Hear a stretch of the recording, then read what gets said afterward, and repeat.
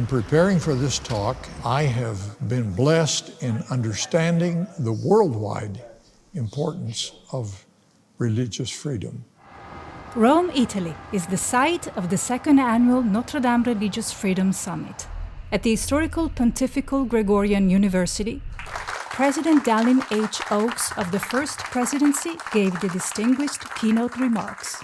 I call for a global effort to defend and advance the religious freedom of all of the children of God in every nation of the world. He spoke of world challenges to religious liberty. Religion is under siege by secularism, authoritarianism, political correctness, all of which seek to replace or weaken the influence of its teachings. And of the need to have a coalition of believers unite. When leaders join forces to confront religious liberty challenges, they do not need to examine doctrinal differences or identify their many common elements of belief. All that is necessary for unity is our shared conviction that God has commanded us to love one another and has granted us freedom in matters of faith. He spoke of the value of religious liberty. Religion and persons of faith bless society with a precious and unique moral conscience. He said religion strengthens society, both the believer and those of no faith. When citizens learn to live together with respect, despite important religious differences, they're also more likely to live with others with whom they have important secular differences. He offered 4 ways institutions and believers can strengthen religious liberty worldwide, and there was a positive reaction with each suggestion. Our responses to government laws and our relations with potential adversaries will be helped if we accept the twin realities. One, that we are all fellow citizens who need each other. 2, that we are all subject to law.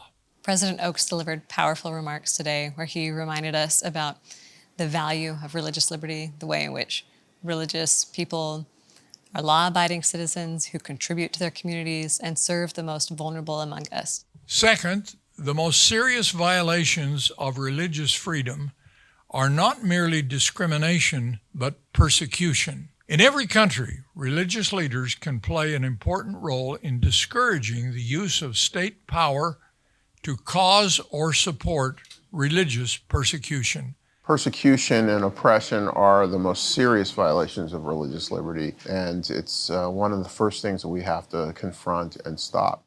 Third, the preservation of religious liberty ultimately depends on the understanding and support of the general public.